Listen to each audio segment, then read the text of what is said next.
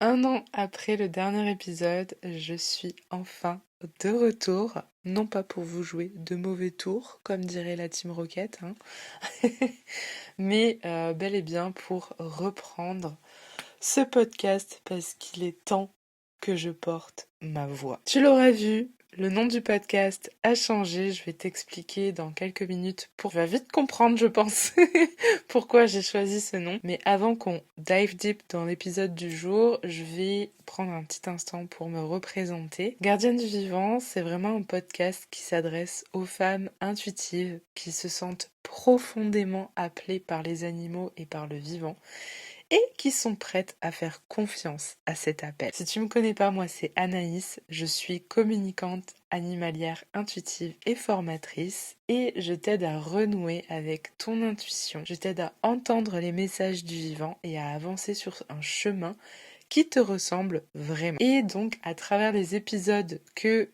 tu vas écouter, hein, je l'espère. Donc les épisodes où on va parler de communication animale intuitive, d'énergie féminine, de transformation intérieure. Bref, on va aborder plein de sujets ultra méga passionnants parce que voilà, je suis quelqu'un de passionné. Je vais t'inviter tout simplement à créer une vie alignée avec qui tu es sans jamais te trahir. Bien au contraire, je vais t'inviter à vivre en étant pleinement toi. Si t'aimes les animaux, si t'aimes le vivant, si t'aimes la nature, sache que toi et moi, on va bien s'entendre. Alors, dis-nous tout, Anaïs, pourquoi tu as voulu changer le nom du podcast? Eh bien, c'est très simple, mon cher François. Non, je rigole. On est en forme aujourd'hui, hein. Non, en vrai, j'ai décidé de changer le nom du podcast pour un nom qui est beaucoup plus approprié à tout ce qui s'en vient justement sur ce podcast et à tout ce que j'ai pu vivre aussi au cours de cette dernière année. Je vais t'en parler sans forcément rentrer dans les détails parce que je suis pas sûre que ça soit très utile de te partager les détails, mais c'est important quand même que je t'en parle pour partager justement cette transition et accompagner cette transition et ce renouveau sur le podcast. Qu'est-ce qui motive du coup mon retour? Faut savoir que ce week-end, je me suis retrouvée en fait confrontée à nouveau à une situation absolument atroce. Ouais, vraiment, je rentre directement dedans. Je vais faire un petit trigger warning quand même avant. Sache que je vais parler de maltraitance animale et de mort. Si t'as pas envie d'écouter, je comprends. Si t'as envie d'écouter, je te remercie. Dans tous les cas, en fait, je te remercie de m'avoir écouté soit jusque-là ou de prendre le temps de m'écouter. Ce week-end, du coup, je me suis retrouvée à nouveau confrontée face à une situation que je qualifie de vraiment atroce. Je me suis retrouvée face à une minette abandonnée. Et il faut savoir que cette minette, elle était dans un état absolument pitoyable. Elle était, du coup, il pleuvait, donc voilà, elle était complètement trempée, amaigrie, genre vraiment la peau sur les os et à moitié aveugle. Voilà, elle avait un œil complètement vitreux qui coulait et l'autre était vraiment avec les pupilles vraiment extrêmement dilatées. Il faut savoir que dans mon village, on est 300 habitants. La moitié, ça doit être des animaux. Non, je rigole. Peut-être pas, mais il y a quand même une bonne partie d'animaux. Et on connaît quand même les personnes, ça fait longtemps qu'on habite là où on est, et donc on connaît, tu vois, genre les personnes, on connaît les animaux, bref. On savait que cet animal, il appartenait pas aux personnes du village, tu vois.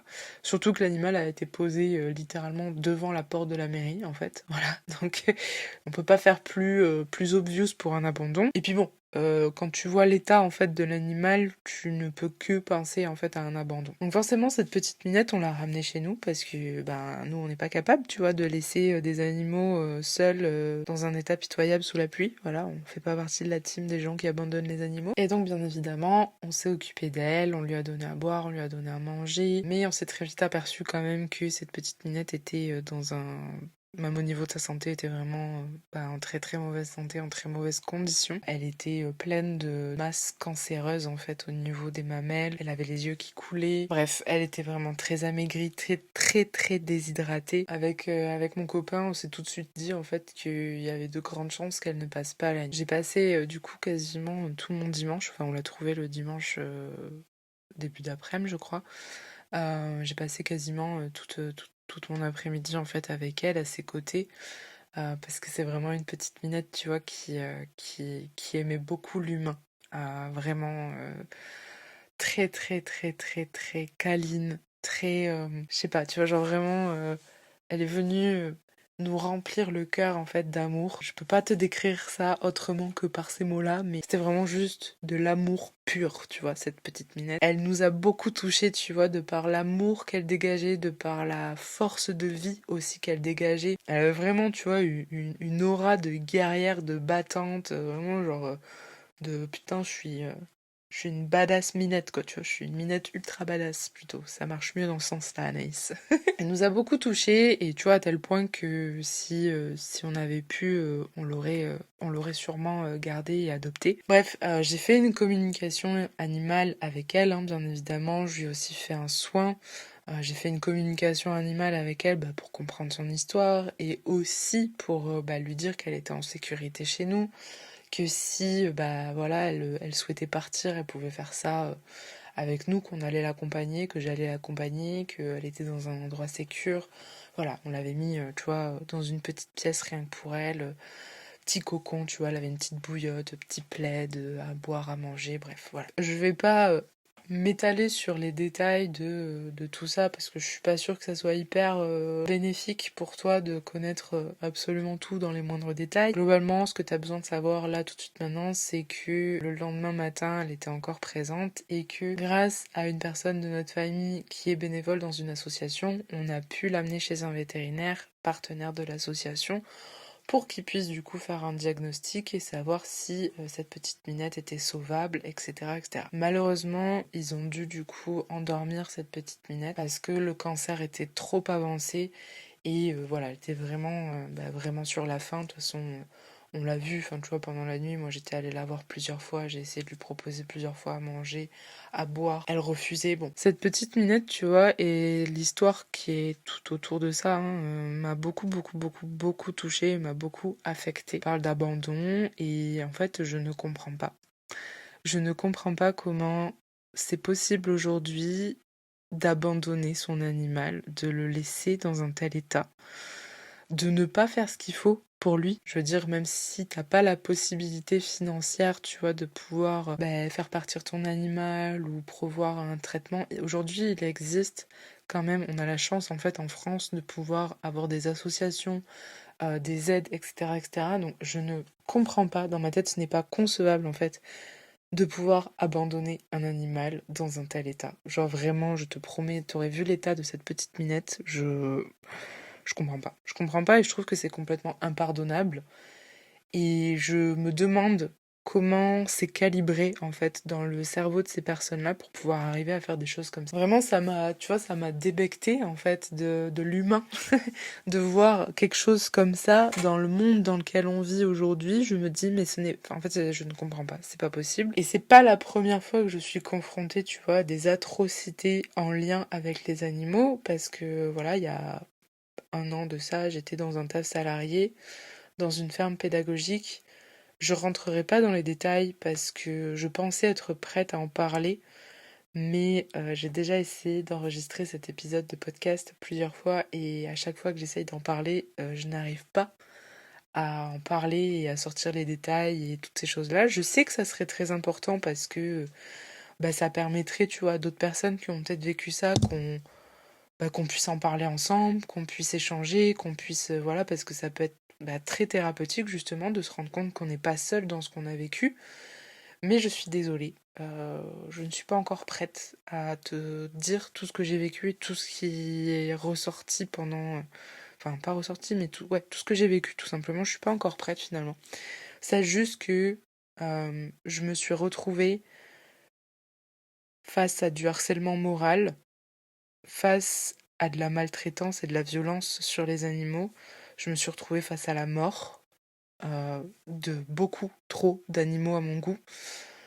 Certains qui sont morts dans mes bras, dans des conditions absolument déplorables. Euh, Tiens, j'ai la voix qui commence à partir en cacahuète, hein. Je me suis retrouvée, bref, face à des choses qui qui sont inconcevables en fait pour le cerveau humain, je pense, surtout quand on aime en fait les animaux, quand on aime la nature, quand on aime le vivant. Et on se dit, en fait, aujourd'hui, c'est pas possible qu'il y ait des choses comme ça qui existent, mais si, voilà, il y en a encore qui existent, beaucoup trop. Et, et tu vois, justement, quand je travaillais dans cette ferme pédagogique, je me suis retrouvée, encore une fois, tu vois, face à beaucoup d'atrocités, mais parallèlement à ça, il y avait tellement de résilience et d'amour dans les yeux des animaux, malgré ce qu'ils pouvaient vivre, que, en fait, dans ma tête, enfin, ça m'a touchée, tu vois. Ça m'a touchée de ouf aussi. Parce qu'encore une fois, tu vois, comme cette petite minette, ben, les animaux, ils étaient juste amour. Malgré les atrocités qu'ils pouvaient vivre, ils étaient amour, ils étaient juste ultra résilients. Et quand je me retrouve face à des choses comme ça, je me dis, mais c'est pas possible, Anaïs. C'est pas possible, en fait. Les animaux, on ne les mérite pas. On ne les mérite pas.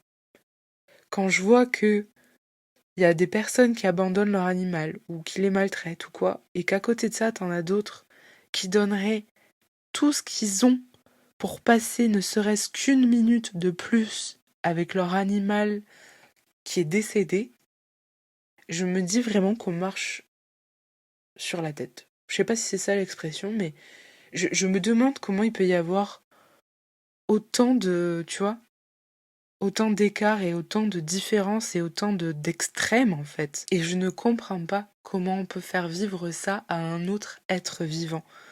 Genre, dans ma tête, c'est pas concevable. Je ne comprends pas. Comment tu peux te dire, bon bah aujourd'hui, je vais prendre mon chat puis je vais aller le déposer devant une mairie. Parce que bon, bah voilà. Genre, à quel moment? À quel moment dans ta tête tu vas te dire ça? À quel moment tu vas te dire que tu vas infliger tel traitement à un animal parce que bah, c'était comme ça que ça se faisait avant? On est en 2026. Guys, il faut se réveiller en fait, les choses elles sont différentes. À quel moment tu vas te dire que en fait bah, le bien-être animal ça n'existe pas? À quel moment? Dans quelle vie? Dans quel monde en fait? Je te jure, hein, je te dis ça parce que c'est des choses qu'on m'a dit, tu vois. On m'a dit aussi par exemple que bah, en fait les animaux ils avaient pas de conscience, qu'ils n'avaient pas d'émotion et qu'ils avaient pas de cervelle.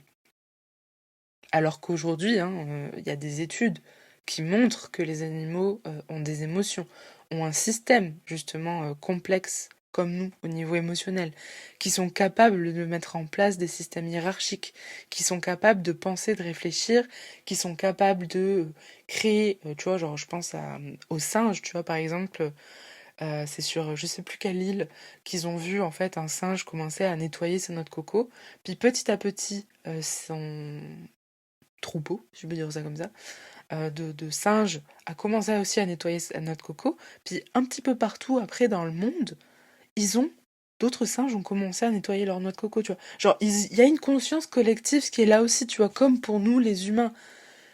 Comment tu peux, en fait, aujourd'hui te dire, bah vas-y, je vais abandonner mon animal, ben je vais le traiter comme ça parce que c'est comme ça qu'on faisait il y a 50 ans. Non, mais de toute façon, non, c'est pas concevable en fait. C'est pas concevable du tout dans ma tête. Je vais redescendre. Je vais redescendre parce que ça me monte, ça me monte, ça me monte.